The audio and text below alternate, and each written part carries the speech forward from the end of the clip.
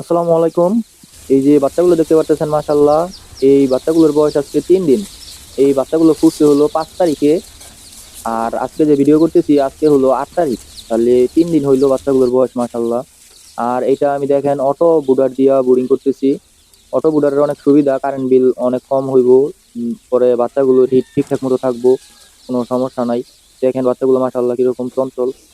আপনারা যারা খামার শুরু করবেন চিন্তা ভাবনা করতেছেন, প্রথম প্রথম তাদেরকে বলি যে এরকম একটা অটো বুডার যদি থাকে তাহলে অনেক সুবিধা। মানে বাচ্চাগুলোর মর্টালিটি খুব কম হইব, বারবার হিটের দিকে দেখতে হইব না, যত গরমই পড়ুক বা যত শীতই পড়ুক। কারণ অটো বুডার দিলে লাইট অটোমেটিক জ্বলবো বন্ধ হইব। আর এখানে খেয়াল করে দেখেন যে দুইটা লাইট দিচ্ছি। সাদা লাইটটা 24 ঘন্টায় জ্বলে, আর লাল যে লাইটটা এটা হলো 100 ওয়াটের। এই লাইটটা বন্ধ হয়ে যায় হিট বেশি হয়ে গেলে, আর সাদাটা 24 ঘন্টায় জ্বলে। এইভাবে মূলত আমি এই বাচ্চাগুলো পালার চেষ্টা করতেছি, মাসাল্লাহ। আর 4টা পানি পাত্র দিচ্ছি, আর যেটা এপারে কিছু খাবার ছিটাই দিচ্ছি। দেখেন বাচ্চাগুলো মাসাল্লাহ কিরকম চঞ্চল। এখানে 109 পিস বাচ্চা আছে, মাসাল্লাহ। এখনো যারা আমার এই চ্যানেলটা সাবস্ক্রাইব করেন না, চ্যানেলটা সাবস্ক্রাইব করে দেন। ভিডিওটা যদি ভালো লাগে তাহলে একটা লাইক দিয়ে দিন।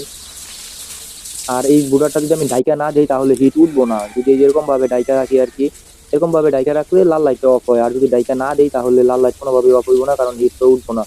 এরকম ভাবে ডাইকা রাখলে হিটটা ঠিকঠাক মতো থাকে আর কি। যারাই বোর্ডিং করেন এরকম ভাবে ডাকতে হইব, আর পেপার গুলো পরিষ্কার করে দিতে হইব 3 বার 4 বার করে দিন।